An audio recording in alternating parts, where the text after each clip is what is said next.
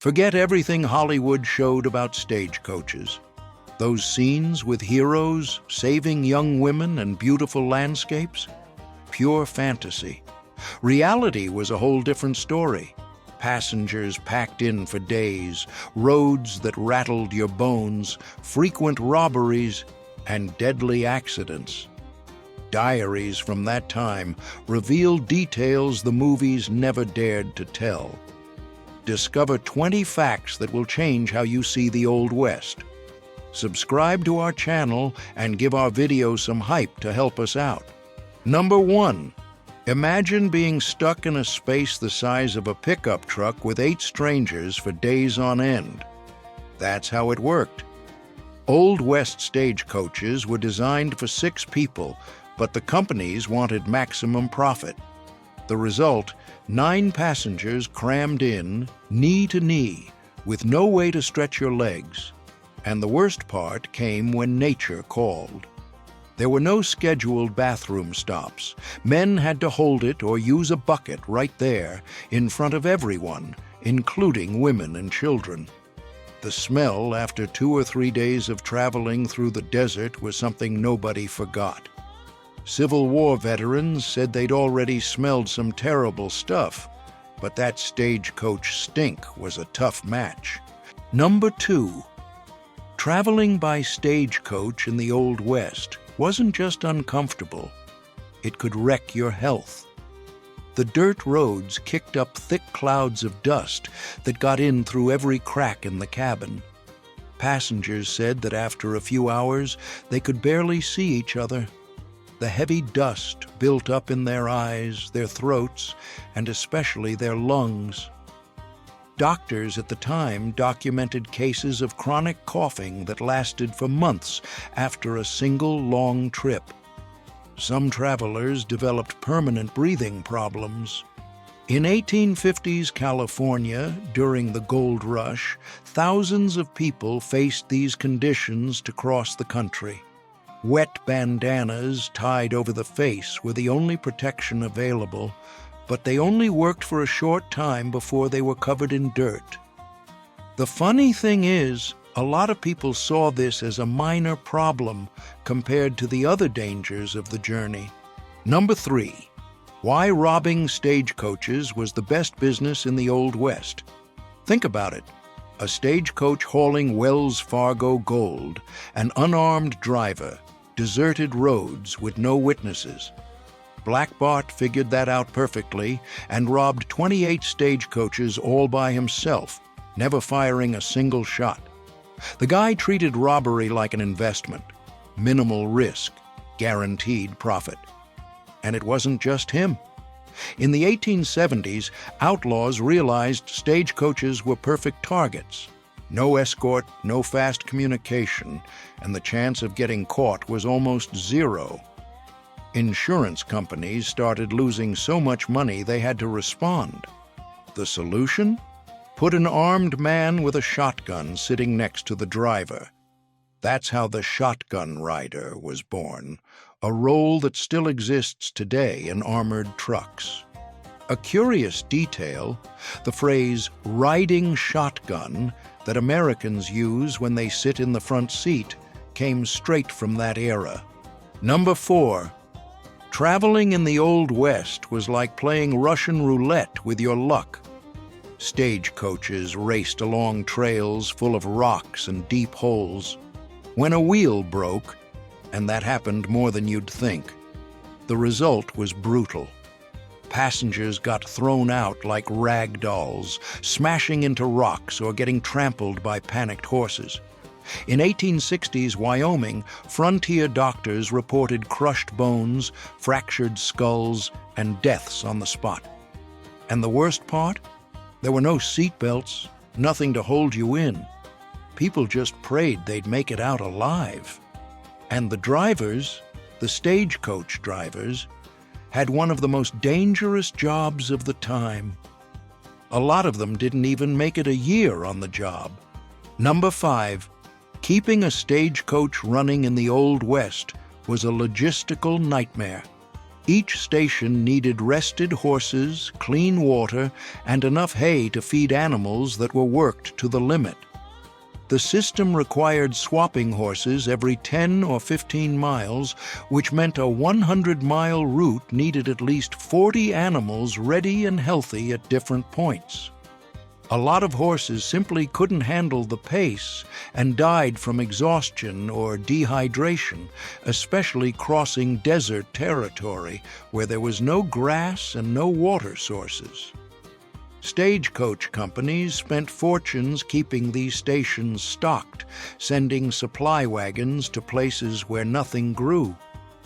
It was a military-style operation right in the middle of the desert, and any failure meant passengers stranded in the middle of nowhere. Number 6. Think of the stagecoach like a syringe on wheels. Every stop in an isolated town was like injecting viruses the community had never seen. Cholera, smallpox, flu. They all rode for free right next to the passengers. The problem was simple. A sick person in St. Louis got on the stagecoach in the morning. 2 weeks later, an entire town in New Mexico was burying its dead. There was no quarantine. There were no tests. If you could pay the fare, you got on. And in that cramped space, with the windows shut against the dust, a few hours was enough to infect everyone on board. Historians estimate that stagecoach routes lined up almost perfectly with epidemic outbreaks in the West. It wasn't a coincidence. It was the price of progress. Number 7. Have you ever hit that jolt on a bad road and thought, that hurt? Now imagine that for 12 hours straight, every single day, Old West stagecoaches didn't have real suspension, just leather straps that barely absorbed the impact. Every rock in the road sent a hit straight into your spine. Doctors back then documented something disturbing. Frequent passengers developed what they called stagecoach spine. It was basically spinal discs getting compressed way too early. People in their 30s with the back of a 60-year-old. But the worst part, nobody could see. The constant micro-impacts shook the brain inside the skull.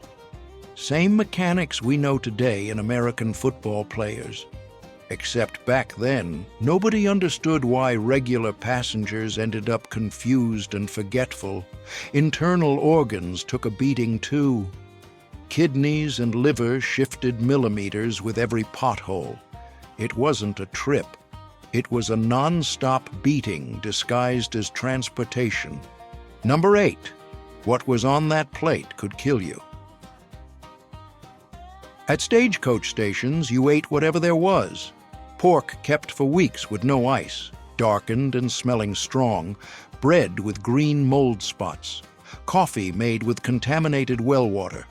The rancid meat still gave you calories, about 250 per serving, but along with it came bacteria like salmonella and clostridium. With no antibiotics, your body had to fight on its own. Some people built up a tolerance. Others spent days with fever and violent diarrhea. Travelers reported losing weight during the journey, not because there wasn't food, but because their gut rejected almost everything.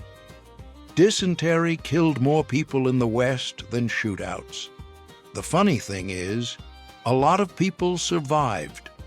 The digestive system of those who grew up back then was different, used from childhood to food we'd throw away today. Number 9. Imagine going 25 days without really sleeping. That's what passengers faced on the route from Missouri to California. It was 2,000 miles of dirt road, dust, and potholes. The only rest came in seated naps, crammed onto wooden benches that felt more like church pews. The stagecoach didn't stop at night. It kept going, shaking non-stop. The human brain wasn't built for that. After a few days, your mind starts messing with you. Shadows turn into figures. Unexplained sounds pop up out of nowhere. It's what scientists today call extreme sleep deprivation. Your body holds up, but your mind starts short-circuiting. A lot of passengers reported strange visions by the end of the trip. It wasn't madness. It was pure biology. Number 10. The Stagecoach worked like a mirror of America back then. Inside the cabin, you had businessmen, well-off farmers, and their families. Up on the roof, along with the luggage, rode the passengers who paid reduced fares, poor workers, immigrants, and anyone considered less respectable. But there were people who couldn't even ride on the roof. Chinese workers who built the railroads and Native Americans were often turned away or forced to wait for the next stagecoach, even with money in hand. Some companies had clear rules banning certain groups. Others left the call up to the driver. The result was the same. The open road of the West wasn't open to everyone. Segregation was already happening on 4 wheels decades before the Jim Crow laws. Number 11. Traveling by stagecoach was a nightmare for any woman. Picture a cramped space with no ventilation, getting bounced around for hours right next to strangers. And here's the detail history books don't talk about. There was a silent code for female survival. Women traveled with 8-inch hatpins, discreet weapons that could blind a man. Some carried small Derringer revolvers hidden in their petticoats. But the most common strategy was psychological. They'd pretend they were married to other passengers, make up husbands waiting at the destination, or just act crazy to scare off opportunists. Stagecoach drivers had an unofficial rule: seat unaccompanied women near the door, making a quick escape easier if anything went wrong. Number 12. Picture a stagecoach crossing the plains in the 1860s. Open land for miles. No trees, no rocks, nothing. Now imagine Comanche warriors appearing on horseback, firing arrows while riding. The math was brutal. The driver had to keep the horses on the trail while passengers tried to aim through tiny windows. The archers rode circles at speed, attacking from every angle at once. A rifle took 30 seconds to reload. A Comanche could fire 12 arrows in the same time. The stagecoach was a predictable wooden box on a giant pool table. The attackers chose the distance, the direction, and the moment. Entire routes were abandoned after documented massacres. Geography turned defense into impossible math. Number 13. Stagecoaches in the Old West, the cold that killed. You think your car takes a while to warm up in winter? Now imagine crossing the Rocky Mountains at 40 below zero in a wooden box with cracks everywhere. Stagecoaches had no heat at all. None. The cutting wind came in through the thin leather windows and kept circulating inside the cabin nonstop. Blankets? They barely helped. The human body loses heat 25 times faster when exposed to wind than in still air. Passengers sat for hours, barely able to move enough to generate heat. Many reached their destination with frozen fingers and ears.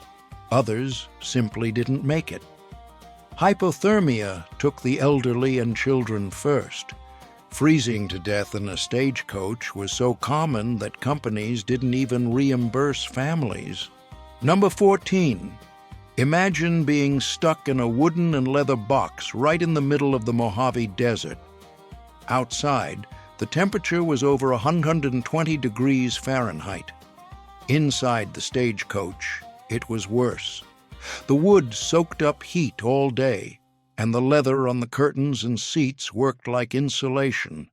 Zero ventilation. The air didn't move.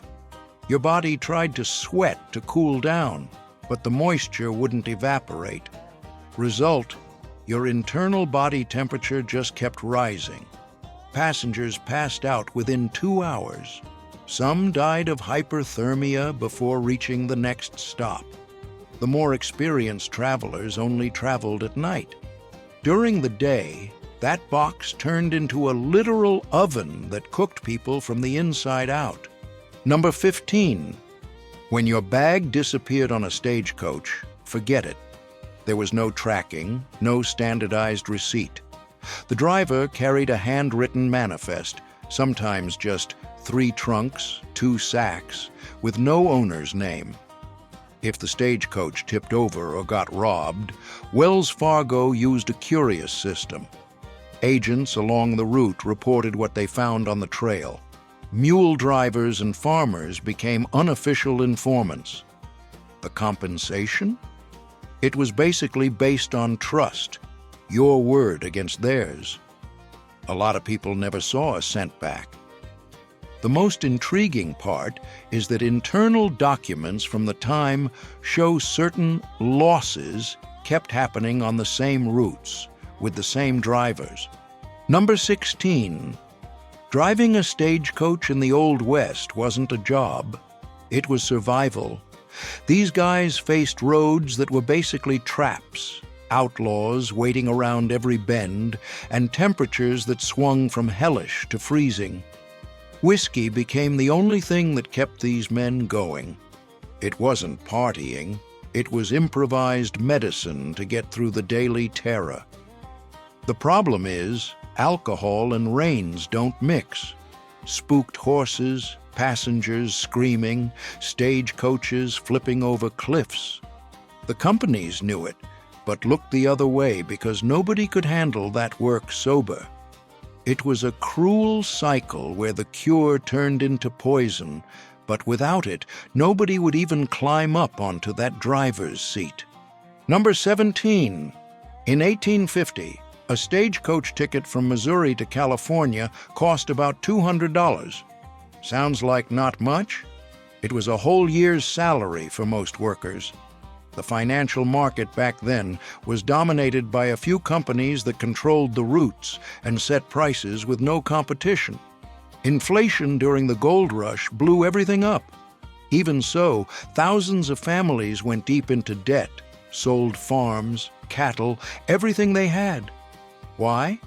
Because newspapers promised easy gold out west. The hype was brutal. A lot of people never managed to pay those debts. Some died on the way owing money that their kids inherited. It was an all-or-nothing bet, and the house always won. Number 18. Wolves and bears in the Old West developed a fascinating behavior. These predators learned to recognize the sound of wooden wheels on the trails and the smell of exhausted horses after long journeys. These animals' brains work by association. After a few successful ambushes at nighttime camps, they connected those signals with an easy, plentiful meal. Stagecoaches carried supplies, and worn-out horses couldn't get away. Armed guards rarely numbered more than 2 men, not enough against a coordinated pack or a 900-pound grizzly. Wolves especially developed tactics. Some would distract the guards while others went after the cargo. The wild turned commercial routes into hunting grounds. Number 19. Do you trust what companies say? In 1870, Wells Fargo dominated transportation in the West and played a dirty game few people knew about. The posters promised fast, safe travel, but the reality was very different. The company controlled the routes and, when it suited them, deliberately stretched the trips to charge passengers higher fares. There was no real competition, so you either paid what they asked or got left behind. Those same ads that pulled in families and investors from the East hid practices we'd call a cartel today. It's an old lesson about how corporations shape the public story while profit comes first, ahead of any customer. Number 20. Forget Hollywood's heroic cowboys. Survivors' diaries from these trips tell a different story. Doctors at the time described passengers who arrived with an empty stare, unable to sleep, jumping at every sound. Decades before psychiatrists studied soldiers from World War I, this trauma already had a popular name: Prairie Madness. Men who saw companions scalped or families massacred carried nightmares for the rest of their lives. The 1,000-yard stare wasn't born in the trenches of France. It was born here, in the American West, inside those stagecoaches. Most people never talked about it. They died in silence, with memories Hollywood preferred to ignore because they don't sell popcorn.